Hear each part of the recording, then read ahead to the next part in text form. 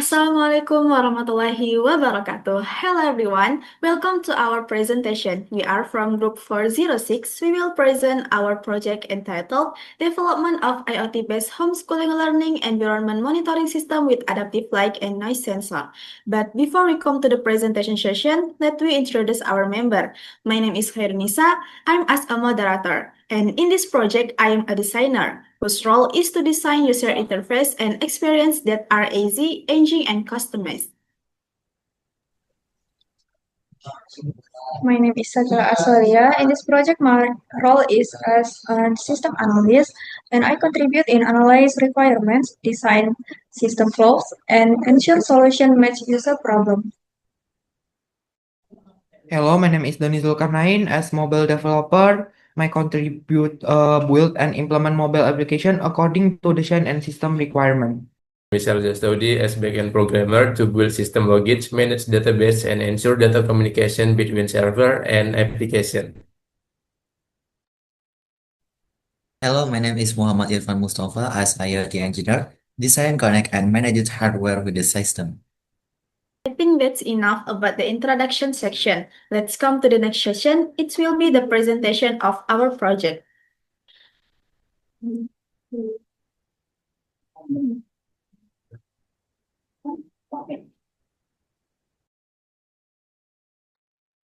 Next, I will talk about the problem statement and objective.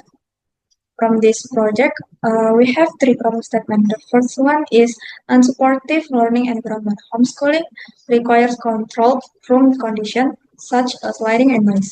The second is impact on children's learning process.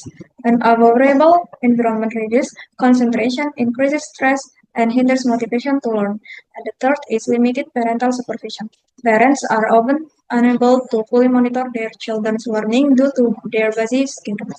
From the three problem statement, we conclude an objective. The purpose of developing the study sphere system is to provide solution for parents in creating a more conducive learning environment.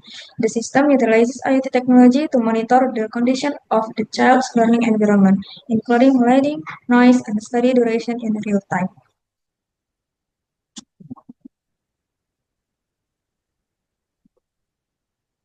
Next are the product features and benefits. In this project, we have four main features and their respective benefits. The first is real-time noise and lighting monitoring.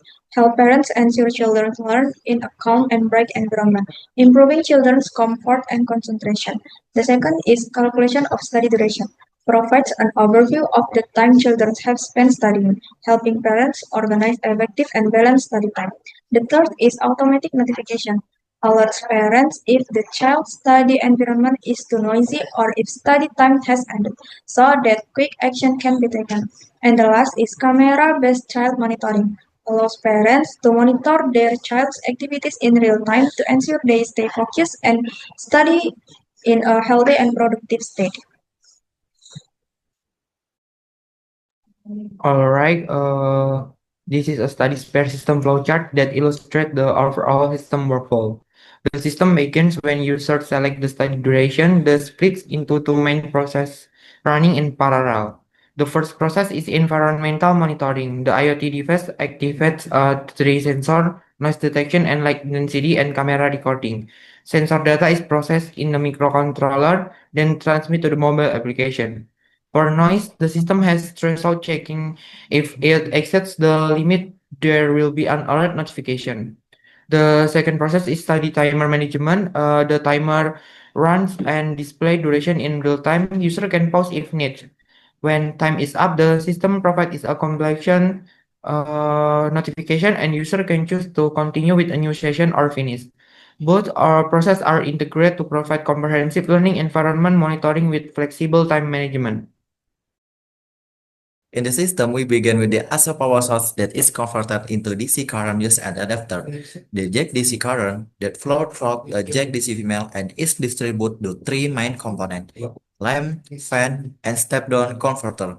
Next, the DC current from the step-down converter is supplied to ESP32 for CAM microcontroller.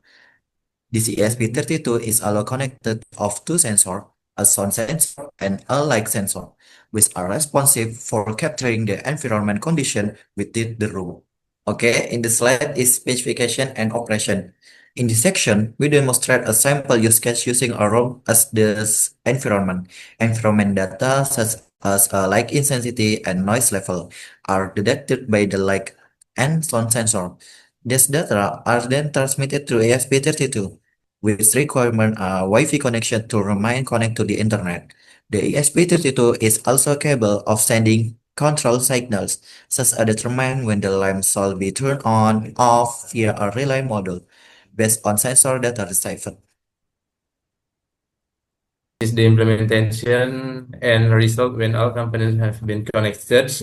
The studio lamp will be placed on top of box. The sound sensor and camera are located at the front of the box, and finally, light sensor is positioned on top of the base of the box to facilitate measuring light levels.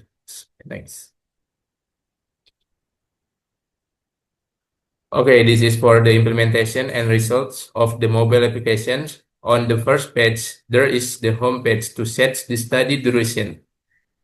Second page is lamp page to view light intensity.